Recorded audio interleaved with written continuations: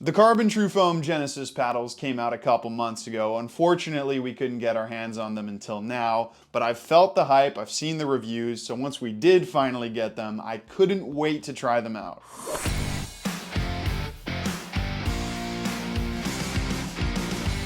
Hey everybody, it's Luca from Rackets Runners. So today we're going to be reviewing the CRBN TruFoam Genesis paddles. We got both the 1 and the 3 in. The 2 we're still waiting on, and I'm not gonna lie, I mostly played with the 1. The 3 just has a slightly longer paddle face, making the sweet spot bigger, but hand speed a little bit slower. I've always preferred the CRBN 1 shape, but beyond that, the playability between these two is really similar. Now I was really excited for these because obviously I'd heard that they were foam paddles. I love the performance of foam paddles, and there were a couple of other things that were particularly exciting. CRBN is making some serious durability claims with these, and they do have a very unique construction, which I'll talk about in a second, and that could help them be super durable. They've also been really gung-ho with the marketing for these paddles. If you go on their website and read the FAQs and technology descriptions, there's a little air of superiority regarding these paddles. They haven't gone too far, but they definitely back their work here. If they're gonna talk the talk like that, it makes me think that they really believe their product is the best. So again, that got me pretty excited. And to be fair, for the price they're charging for these, they better believe in their paddles. Now, as you may already know, there's a ton of technology and specs to talk about with these, but before that, let me remind you that any of the paddles we talk about on this channel, you can check out on our website, racketsandrunners.ca. Also, please remember to like the video, subscribe to the channel, follow me in the store on Instagram, and let me know in the comment section what you want me to cover next. Now let's talk tech, because there's a lot of new interesting technology going on with these TruFoam paddles. Starting with the most obvious one, there's no honeycomb core inside of these. These have a full foam core. I've called other paddles foam paddles, and I'll continue to do that. But this is the first paddle I've ever reviewed on this channel that actually has a full foam core, and this TruFoam is a little bit different to the other types of foam we've come to know in pickleball. This isn't an EVA foam like what you'll find in a propulsion core from Yola, for example. This is the same type of foam you'll find in a surfboard. It almost looks like styrofoam, and it's a bit more robust and firmer as well. It looks like a higher quality foam, and that, combined with the fact that there's no honeycomb core in here,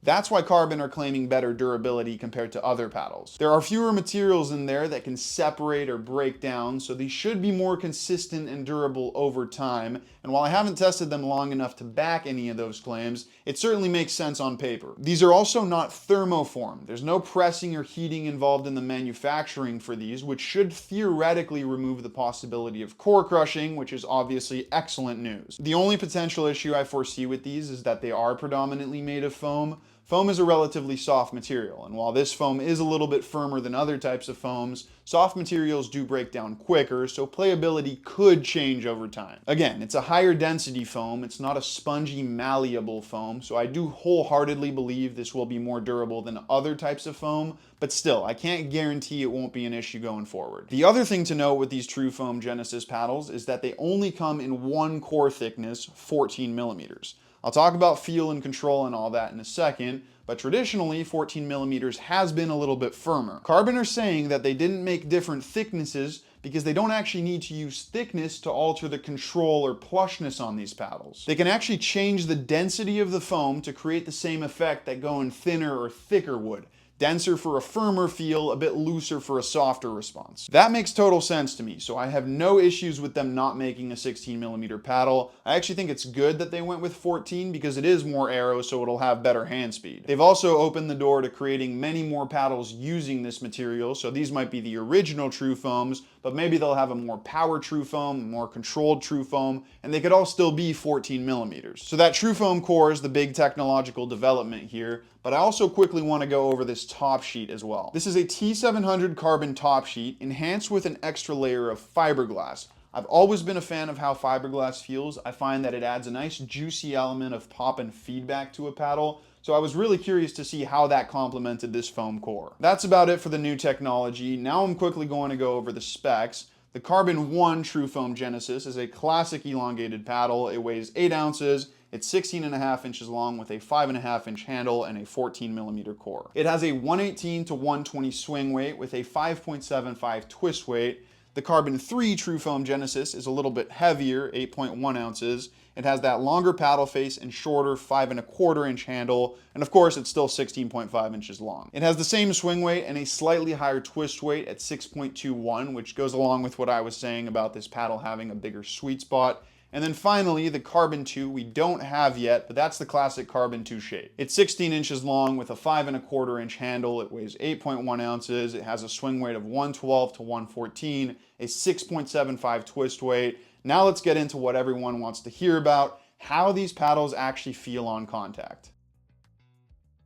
These paddles are soft. They are insanely soft, softer than any other paddle I've tested to date, softer than the Luxe paddles, softer than Gen 3 or Gen 4 foam paddles. This is a different level of cushioning here. That's not super surprising because there's no firm material in the core. I know I said the foam is firmer than the propulsion core, but the fact that there's no honeycomb means it's a much softer experience in general. The other super obvious thing about the feel here is that the sweet spot is huge. Because the core is made up of the same material all around the paddle face, the feel you get in the sweet spot or all the way up in the corner is really similar. There's still a small difference because that's just the nature of how a sweet spot works, but because this material is so soft, it's able to pocket the ball almost identically anywhere on the paddle face. That's pretty cool for those of you who like a big sweet spot because that makes this paddle extremely forgiving on off-center hits. Unfortunately, I have a problem with this. I'm not against a big sweet spot in principle, but I like to know when I'm making good or bad contact. Just because you can make contact outside the sweet spot doesn't mean you should. Having more defined feedback between what's in the sweet spot and what's outside of it is how I get dialed into a paddle. I hit well, I get good feedback. I hit poorly, the paddle lets me know, and I don't do that again. I don't have that distinctly different feedback here. It's almost too homogeneous of a feel all around. But again, if you like a super forgiving paddle face, also known as a big sweet spot, this is the best there is right now. Now I have another issue with the feel here, and I hate that I do because I love the way foam feels in the Rhombus Ripple, the gearboxes, and the Yolas, so I was really excited to try full foam, but there is a little bit something missing here for me. The one characteristic that I love most about foam is that it's soft, so it creates a very plush feel and an extended dwell time. Longer dwell time means that you get a split second longer to feel the ball in the paddle face, so you're more connected to it, which helps in pretty much every domain, especially for control. The issue here is that it's all foam, so that softness and plushness are so cranked up to the max that I get this sort of mushy, muted, and kind of ambiguous feel on contact. On other foam paddles, you get that extended dwell time, but because there's that stiff honeycomb material in there, you get a firmer, more well-defined, and more responsive exit point. That crispness complements the longer dwell time, so you don't get lost in the softness. There's still a solid backboard pushing back on the ball. I get a little lost in the softness here with the TruFoam core. I don't love making too many comparisons to tennis in my pickleball reviews, but if any of you have ever played with the Wilson Clash, it's a similar kind of thing here. It's almost too soft for its own good, where you lose connection to the ball, and even the fiberglass layer that I thought would add some nice feel, the foam just completely overrides it. But for those of you who like soft, who like dwell time, and who like muted, because muted isn't necessarily a bad thing, this is going to be the holy grail for you. There's just nothing that feels anything like this on the market right now. It's funny, I obviously brought out the Yola Pro 4s and the gearboxes to test alongside these, and those feel way firmer, which is just crazy to say because those are really soft paddles. Now I think we all know there's another very important thing we need to talk about with feel on these paddles because they're foam. Other foam paddles all have a massive trampoline effect, so the question here is, do these have that same springy feel to them? No, they don't, at least not nearly as much. This is a soft feel on contact that soaks the ball up rather than one that adds a ton of power. Let's talk about that power now because I think we all want to know how it stacks up here compared to the best paddles in the world, especially because Carbon is claiming so boldly that these are not as powerful as those paddles. I want to make one thing clear right away. Power is not what has impressed me the most on Gen 3 and Gen 4 foam paddles like the gearboxes, the Yolas, or even the Rhombus Ripple. Obviously, power is the one thing that sticks out right away, but I would happily take a loss in power as long as they kept that incredibly responsive feel that they all have. That's what I was hoping I would get with these TruFoam paddles, because in the marketing, Carbon is pretty serious about saying that these are less powerful than Gen 3 and Gen 4 foam paddles, and they are right. Because they don't have as much of that trampoline effect, There's no massive power amplification like what you get on those paddles, and that's particularly obvious when you're hitting slower, softer shots. On those trampoline effect paddles, any little force, no matter how small, is amplified, which is why you sometimes get unwanted power on touch shots. That's just not the case here at all. This is full-on cushioning when you're not swinging big. Now, the other thing that Carbon is claiming is that these do become quite powerful when you want them to. Basically, when you accelerate the paddle face and you hit with more force. When you have a lot of time to set up a big stroke, so on ground strokes or serves, there is a small trampoline effect that kicks in. It's still not as much as what you get on true power paddles, but more than on standard thermoform paddles. The thing is, it does take quite a bit of force to get there. So when you're up at the net reacting quickly to a pop-up and you don't have time to take a massive swing, you're not really going to feel that trampoline effect. Because of that, pop is pretty low. There's not much inherent power from very little effort here, so I did feel like I was missing a little bit of something up at the net, even compared to stiffer thermoform paddles. That dwell time and cushioning soaks up the ball's energy. It doesn't add to it, so I did feel like the paddle was a little bit flimsy up there when I just wanted a little something extra to kick in and help me put away a point. Now, don't get me wrong, these are far from bad in terms of pop, but to me there is a pretty clear difference between their performance for power on big shots versus on more compact strokes, so just keep that in mind. Now let's move on to control. Control is a funny one for me here, because if I'm being as objective as possible, these have very good control. When a paddle is soft and plush with a really long dwell time, it gives you more time to control the ball while it's in the paddle face so that you can guide it into the kitchen. On top of that, when a paddle is muted and it has a massive forgiving sweet spot, it makes it so that you don't have to always be perfectly on top of your game for control, because if you do accidentally make a mistake, the paddle will probably bail you out. These TruFoam paddles definitely have that. In fact, if that's what you're looking for in an elite control paddle, these are the best I've ever tried. There's nothing softer, there's nothing more forgiving, so they are fantastic for control in that regard. The issue I have with control on these paddles goes back to what I was saying earlier about their feel, but keep in mind, the issues I'm about to bring up have more to do with my personal preference for what I like in a control paddle. That mushy feel I was talking about earlier, it makes it so that I don't know exactly what the ball is doing while it's in the paddle face, so the way the ball comes off ends up feeling a bit random. It's kind of crazy to say what I'm about to say, because you don't really think of power paddles like the Pro 4s or the Gearboxes as control paddles,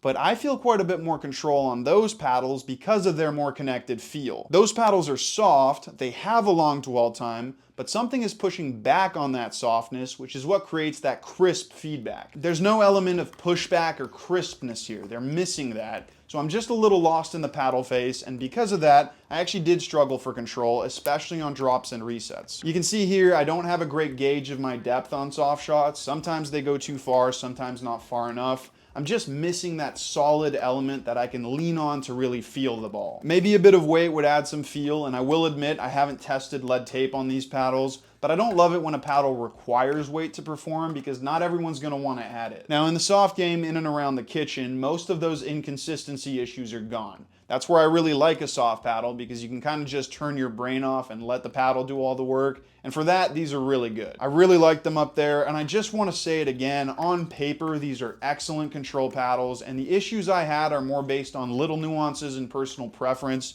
but for the average player, these are going to be fantastic control paddles all around.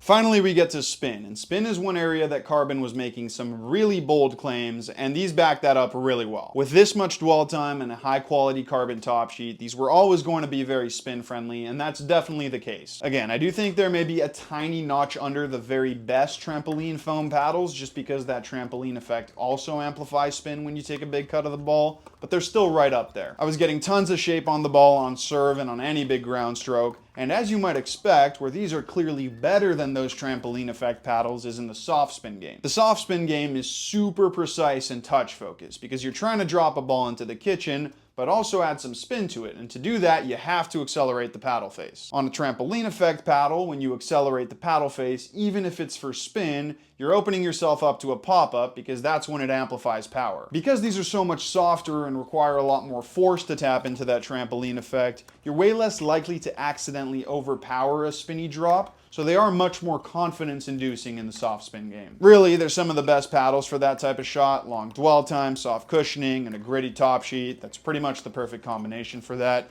So if you do have the skill level to incorporate spinny drops into your game, I highly recommend that with these. Now I'm just gonna say this because I feel like you guys really like when I talk about everything regarding my personal experience with the paddle. But again, that lack of feel and connection to the ball did make me struggle with spin here. The problem is when I don't have feel and that ultimate connection to the ball, I'm just not that confident, and I didn't feel super dialed into my spin shots for both the soft spin game and more powerful spinny drives. I just needed to add that here because I have talked about feel and connection to the ball so much on this channel that I think a lot of you trust what I have to say in that regard. The thing is, because my reviews are more anecdotal than people like John Q or Pickleball Studio who are super specific with numbers, I need to be careful because, again, my personal experience could be very different to what most people will find. So separating my personal experience and being as objective as possible, spin is very good here. I know I don't do RPM tests on this channel, but if I were to do them, I'm sure the numbers would be as high as the very best paddles. So take what I say about personally struggling in the spin game with a bit of a pinch of salt.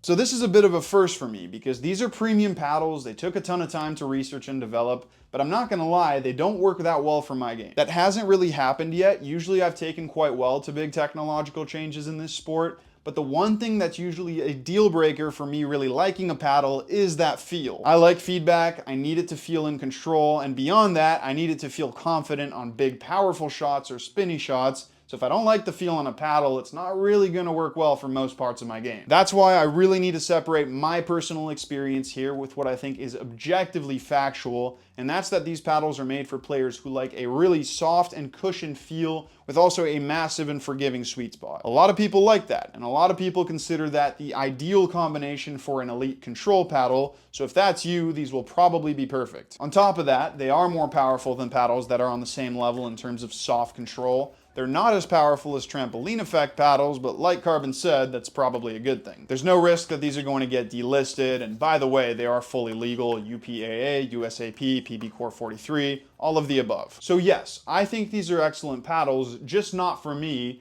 and I do want to talk about something else Carbon said in their marketing, that these could take you quite a bit of time to get used to because they are so different to what's come before. I don't see how I could ever love these paddles, even if I dedicated a full summer to getting used to their unique feel, but I'm sure if I did spend more time with them, I would mesh with them a little bit better. I also want to give major props to Carbon for developing these because they've done something completely different. I'm sure a lot of companies are going to copy this concept now, and it should be really beneficial for durability in the long run. I'll also try to update you on that durability. I know I have a lot of reviews and update videos to make, so it is going to be a very busy spring and summer for me. With that said, that is going to be the end of this review. Thank you so much for watching, and remember that if you want to demo either of these paddles, you can come visit us in store, or if you want to buy them, you can go online at racketsandrunners.ca.